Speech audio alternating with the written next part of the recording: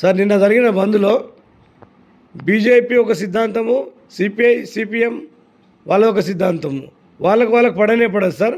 మరి వీళ్ళిద్దరిని మీరు ఎలా కలుపుకొని పోతారు సార్? ఇప్పుడు మేమనేది ఏంటిది అని అంటే, ఇప్పుడు కొన్ని ప్రధానమైనటువంటి బలమైనటువంటి ఇష్యూ వచ్చినప్పుడు, ఒక బలమైనటువంటి ఉద్యమం, బలమైనటువంటి సమస్య వచ్చినప్పుడు ఇంకా ఖచ్చితంగా అన్ని పార్టీల మద్దతు అనేది అవసరమే. మరి ఎందుకనంటే ఇప్పటిదాకా మనం గతంలో చూడటం జరిగింది. ఏది తెలంగాణ రాష్ట్ర సాధన ఉద్యమంలో మీరు కూడా చూశారు స్పష్టంగా. తెలంగాణ రాష్ట్ర సాధన ఉద్యమంలో బీజేపీ కూడా జేఏసీకి అవుట్రైట్గా మద్దతు ఇచ్చింది తెలంగాణ రాష్ట్రానికి, రాష్ట్ర సాధనకు. దాంట్లో పాల్గొని మొత్తం ఏంటంటే ఉద్యమాలు చేసి ధర్నాలలో పాల్గొంది, మిలీనియం దాంట్లో మార్చిలో పాల్గొంది, ట్యాంక్ బండ్ దగ్గర జరిగిన దాంట్లో మొత్తం కాంగ్రెసు, బీజేపీ, సిపిఐ, సిపిఎం అన్ని పార్టీలు, ఈవెన్ అందరూ ఒక్కరు కాదనుకుంటా అందరూ వచ్చి పాల్గొనటం జరిగింది. నేనేమంటానంటే అంత బలమైనటువంటి ఉద్యమం ఇప్పుడు బీసీలది కూడా అంతే బలమైనటువంటి ఉద్యమం.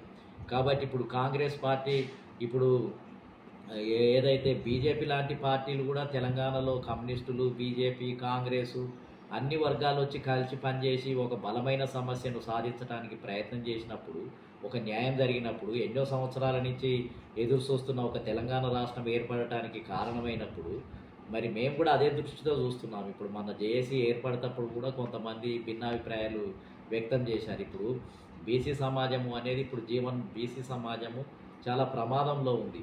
వాళ్ళు ఇంతకాలం ఏందనంటే వాళ్ళకు రావాల్సిన వాటా విద్యా ఉద్యోగ రంగాలు రాలేదు, స్థానిక సంస్థలు రాలేదు, ఎమ్మెల్యే సీట్లలో కూడా రాలేదు. ఇంకా వాళ్ళకు మాకెట్లా న్యాయం జరుగుతుంది, అన్ని పార్టీలు మమ్మల్ని గుర్తించడం లేదు, మేమేందనంటే అణగారిపోయినాము అనే వాదన మరి బీసీలలో ఉంది. కాబట్టి ఇప్పుడు బీసీలంతా ఐక్యమవుతున్నారు, బీసీ ప్రజానీకం అంతా ఐక్యమవుతున్నారు.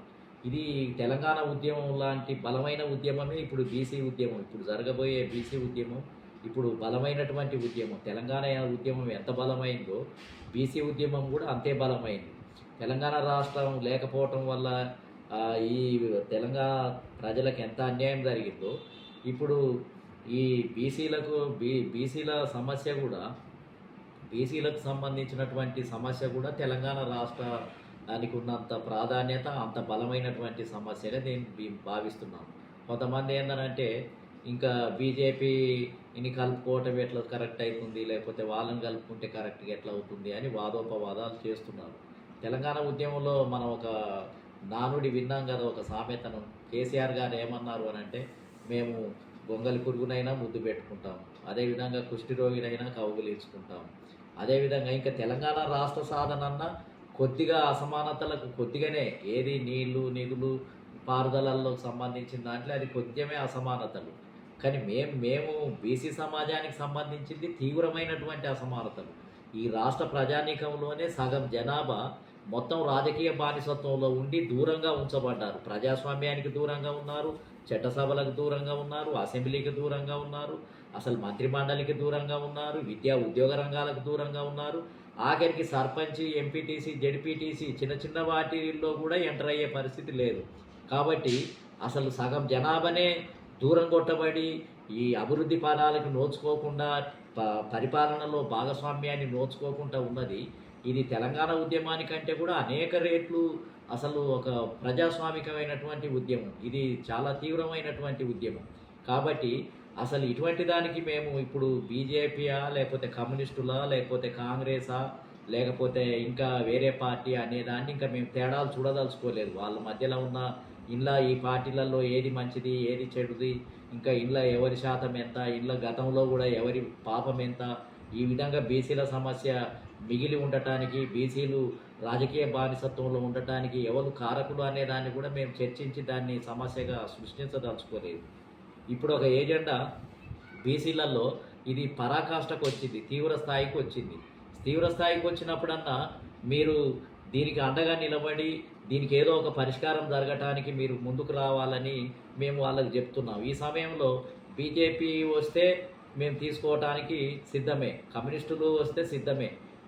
ఆ రకమైనటువంటిది ఇవాళ ఆ పార్టీలకు కూడా అర్థమైంది. నిజంగానే ఈ రాష్ట్రంలో బీసీలు నిజంగా తీవ్రంగా అన్యాయానికి గురి అయిందని మావోయిస్టు పార్టీ కూడా గుర్తించింది. సిపిఐ సిపిఎంలు కూడా ఇట్లా అడగగానే వాళ్ళు వెంటనే మద్దతు ఇచ్చారు.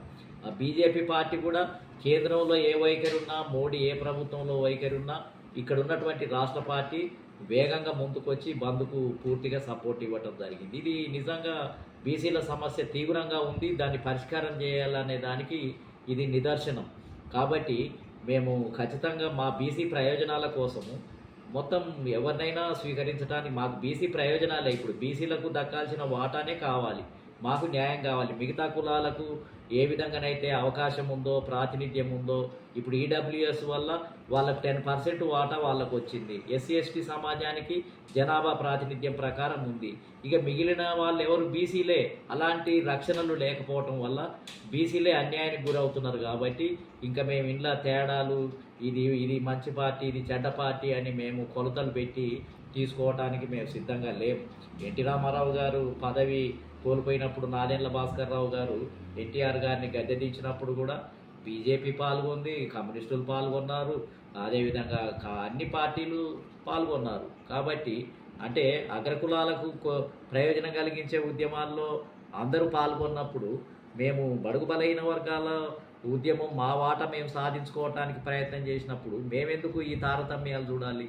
కాబట్టి లక్ష్యం ఏంటంటే బీసీ వాటా ముందు, బీసీల యొక్క ఏజెండా ముందు ఇవన్నీ మేము పట్టించుకోలేదు. ఇప్పుడు కొంతమంది కూడా నాతోటి చర్చించడం జరిగింది. మీరు ఈ పార్టీ మద్దతు ఎందుకు తీసుకున్నారు, మీరు ఆయనని ఎందుకు పెట్టుకున్నారు, ఇంకొక ఆయన ఎందుకు పెట్టుకున్నారు, మీ జేఏసీలో కూడా కొంతమంది కాంగ్రెస్కి అనుకూలము, కొంతమంది బీజేపీకి అనుకూలము, కొంతమంది అయితే బీజేపీలనే ఉన్నారు, కొంతమంది అయితే బీఆర్ఎస్లనే ఉన్నారు అని ఈ రకంగా కూడా అనేక ప్రశ్నలు వచ్చాయి. మేము ఒకటే చెప్పాము, ఇది జాతి ప్రయోజనం.